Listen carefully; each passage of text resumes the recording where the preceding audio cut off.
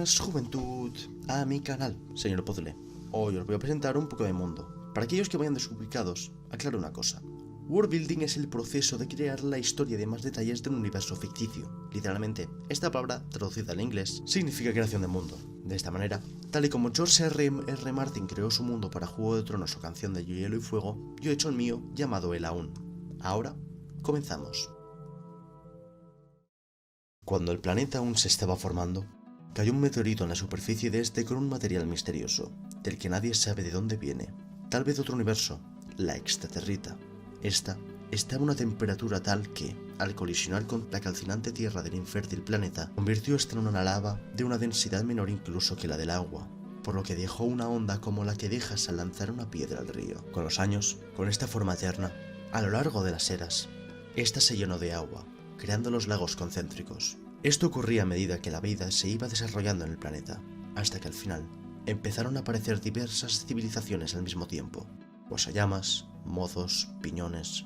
Pero las que nos interesan hoy son las tres razas gigantes, quienes vivían en un nivel tecnológico semejante que el de la Edad de Hielo.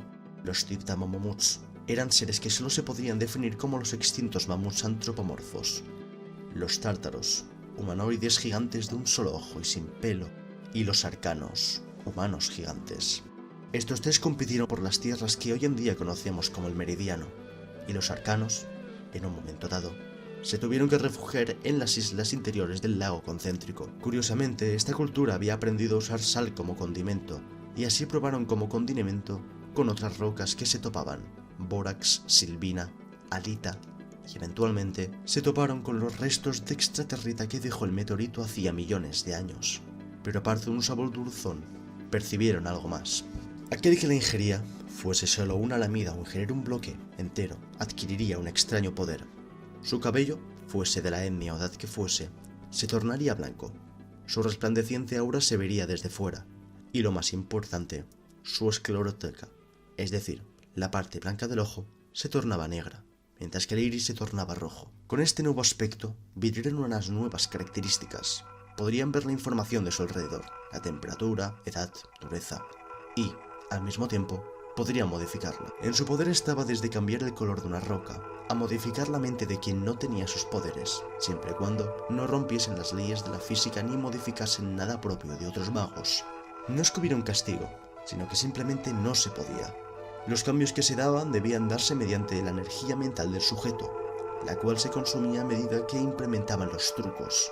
No obstante, esta energía gastada era mucho menor que la que se usaba, como si el alma del sujeto tuviese la energía del potencial y que, al salir, este potencial y energía se ampliasen inmensamente. No obstante, había un gran problema con este poder en manos de mentes mortales, y es que, si uno estaba demasiado tiempo con este poder a lo largo de su vida, podía enloquecer por la cantidad de información que recibía en tan poco, sobre todo al toparse con un ser sapiente a quien le veía todo pensamiento y memoria que había experimentado durante toda su vida. Demasiada información podía acabar muy mal. Afortunadamente, había una opción más, es que cuando este mago ya no aguantase más, podía ceder su poder a otra persona. Su cuerpo se desvanecía en polvo, pero su poder se iría a por otro, al mismo tiempo que su propia mente, convirtiéndose en una voz que le pudiese guiar dentro de la cabeza de su heredero. Incluso podría tomar control absoluto del cuerpo de su nuevo huésped y, con su mayor experiencia, sacarla de un par de apuros.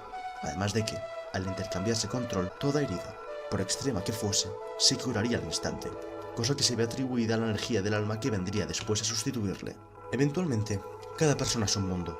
Había quienes nada más heredar este poder cambiaban físicamente y espiritualmente al instante, incluso sabiendo en ese momento todo lo que pensaba y entendiendo todo lo que veía al instante. Otros tardaban semanas en siquiera adquirir su máximo potencial. Este proceso podía ser acortado con la intervención de los predecesores dentro del cuerpo, pero de nuevo, cada persona era un mundo. Algunos no oían los consejos de su cabeza, otros se quedaban a medias en la adquisición de poder y nunca lograban gran cosa. Estos casos eran raros, pero no imposibles. Era normalmente cuando el cuerpo de la persona a la que se le cedía no estaba en muy buenas condiciones. De nuevo, con la historia, con la adquisición de este poder, invocaron un sello, es decir, un truco que se hace, pero no desaparece cuando se deja de pensar en él. Este consistía en bajar la gravedad del planeta lo suficiente como para que los arcanos pudiesen andar totalmente erguidos, y así evitar usar las manos para andar como hacían antes por su enorme peso. Los Titanomuts y tártaros también aprovecharon este regalo de sus enemigos, quienes se irían expandiendo con sus magos. De esta manera, se fundaron las Razas Unidas, una agrupación de estas dos razas que antes estaban ganando más terreno contra el resurgir del Imperio Kanakua, el cual, finalmente, conquistó el continente de Tsusaki por completo, dejando en relativa paz a los Lardos, Gashas y Quasayamas, las razas del lugar. De esta manera, un periodo de 1 millón de años. Recordemos que este imperio no tenía rival y que los Kanakuas vivían miles de años, por lo que para ellos los procesos políticos duraban décadas. Reinó con total soberbia. No obstante, hubo una maga, Isamelías, quien, por motivos desconocidos, generó lo que hoy llamamos como río espiral. Al sentir y ver este inmenso poder, y con miedo de que cayese en malas manos si es que no se había hecho antes, invocó un sello. Cada generación sería menos poderosa que la anterior, para que la magia no acabase por corromper al mundo. No obstante, hizo un error garrafal que determinaría la historia del próximo medio millón de años. La mitad de los niños poco a poco se volverían más pequeños, débiles y menos longevos, los Ningen.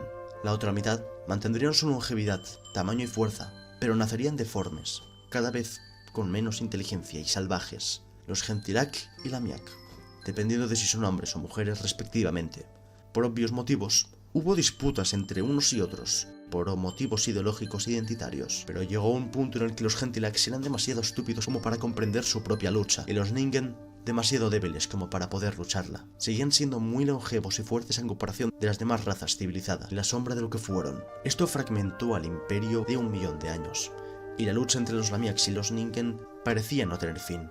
Tras pasar los primeros 5000 años de conflicto y llegar a un nivel tecnológico equivalente al vikingo, no como el de la antigua Kanakua, con un nivel tecnológico incluso superior que el de los reinos árabes de la Edad Media, solo una etnia Ningen pudo mantener por motivos desconocidos la fuerza, longevidad e inteligencia de los arcanos al mismo tiempo, los Braunos, por lo que poco a poco fueron conquistando todo el continente, lo que en el futuro llamarían Tsusaki, exterminando sin piedad a los pueblos Gentilak y Ningen con los que se topaban, considerándoles impuros al mismo tiempo que dejaban en paz a los reinos con sapiencia no descendientes de los arcanos. Solo 4 grupos Ningen sobrevivieron: los Kashas, quienes se refugiaron bajo la protección Gasha, búhos humanoides; los Serpes, quienes desde lo que hoy llamamos la cabeza de vaca o la zona bellota, gracias a las corrientes del mar, llegaron accidentalmente a las islas Serpe, quienes huyeron al archipiélago de Klaus; y los Pelioazules, quienes, gracias a sus más poderosos magos, lograron encerrarse en unas crisálidas indestructibles con el siguiente sello: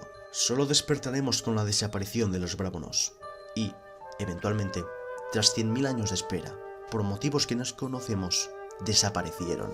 No obstante, sus ingenios olvidados, de alguna manera, hicieron que lo que antes fueron montañas del meridiano, ahora convertidas en llanuras a causa de sus canteras, los veranos se tornasen infernalmente calientes, los inviernos cruelmente fríos, los otoños exageradamente pluviosos y las primaveras impregnadas de un polen prácticamente venenoso. No obstante, esto no hizo que dejaran de expandirse, y, mediante fundaciones de pequeñas aldeas y ciudades, quienes, de alguna manera, ahuyentaban estas extremas temperaturas, lograron contactar a los Gashas con los Pelioazules. Incluso una línea de comercio que fue expandiéndose y obligándoles a redescubrir el mundo, hasta que, tras pelearse con Gentilaks, quienes habían desarrollado algunas subespecies, pasaron del continente a otras tierras, como el continente de Sud, Nord, Nut, etc.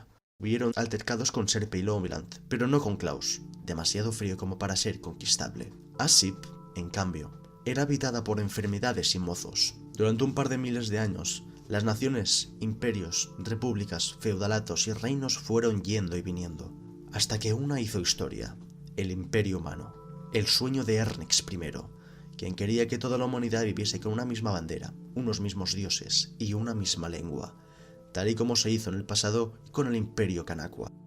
Primero alzaban sus banderas e inyectaban en los habitantes su orgullo nacional, imperial, o al menos lo intentaban. Luego se implantaban su lengua, la bónica humanística, erradicando todo lo posible las autóctonas y, finalmente, convirtieron a la población en la religión politeísta Zed Misa.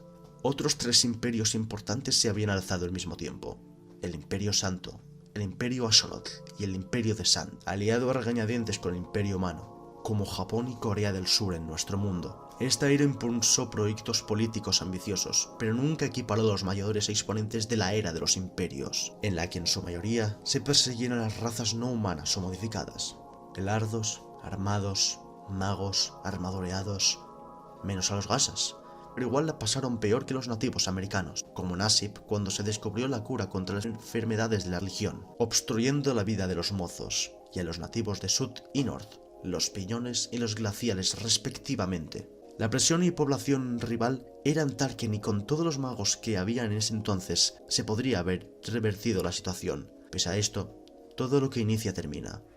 Poco a poco, con las culturas impuestas más conocedoras de política con mayor nivel tecnológico, empezaron a armarse contra los imperios y, poco a poco, pese a mantener algunas costumbres, unas más nocivas que otras, los imperios menguaron enormemente.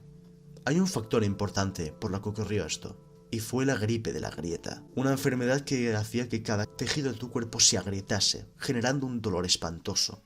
De hecho, solo sobrevivió una persona a la enfermedad, y es que la muerte en sí no se formaba por la enfermedad, sino porque la persona que haya sido afectada acabaría con su vida por el dolor. Solo sobrevivió un 50% de la población de los imperios. Esta enfermedad creó diversos problemas por la intensa densidad de población dentro de los imperios por sus megápolis, haciendo que cediesen no solo por su propio peso, sino también por la presión enemiga. Cuando esta cedió, se cree que, por una mutación del polen de la flor salvadora, se creó un nuevo calendario, marcando los años en gran parte del mundo como antes y después de la UN, en honor a quienes aún seguían vivos tras ese desastre. Las revoluciones industriales se impusieron, y un gran competidor de este ámbito fueron los glaciales, quienes demostraron una visión del mundo muy matemática, cosa vista en sus pinturas rupestres y mirada por pocos de mentes abiertas. Pero el humano nacido en North Kochagoderg, un gran emprendedor, fomentó diversas universidades en los terrenos reservados para los glaciales. De ahí salieron grandes filósofos, artistas y eventualmente científicos. Lo que en la Tierra nos costó avanzar 200 años, en el Ainun, con la ayuda de los glaciales, solo costó 50. Con esto, la visión popular de lo que quedaba de las otras razas no humanas mejoró, dándoles un mejor estatus dentro de lo que había. Con prejuicios, sí, pero sin masacres, o al menos no sin condenar. Los glaciales, en cambio, modificaron la extraterrita para poder ser ingerida por otras razas no humanas, cosa que antes no ocurría. Lo mejor que lograron hacer era que a cambio de que les brillasen los ojos y que sus pupilas cambiasen, solo podrían manipular las fuerzas físicas a su favor, es decir, la fuerza de la gravedad, la fuerza normal, la fuerza centrífuga, la fuerza de rozamiento, etc. No mucho, pero aceptable. Un hito que para los humanos les hubiera costado conseguir miles de años. Igualmente, no fueron a más, ya que la extraterrita ahora era muy poca, por lo que se conservó para estudios y muestra, no para uso. Los magos poco a poco se hicieron más y más exclusivos. Al salir del espacio, en cambio, descubrieron una cosa. Los braunos, junto con los Drakvarios, otro pueblo extinto, al parecer descubrieron que nunca desaparecieron, sino que fueron a una exploración interestelar. Por suerte, a los Aunes, como se les llamaría a los habitantes de la UN, no les pasaría nada, ya que, además de ser aceptados por la mayoría de naciones interestelares, recibieron como ofrenda tecnología nueva, empezando la era galáctica. Bueno, eso sería todo. Seguramente en el futuro hago otros vídeos profundizando en ciertos conceptos de este lore. Ahora, bueno, no te voy a mandar a hacer nada. Hoy, día libre.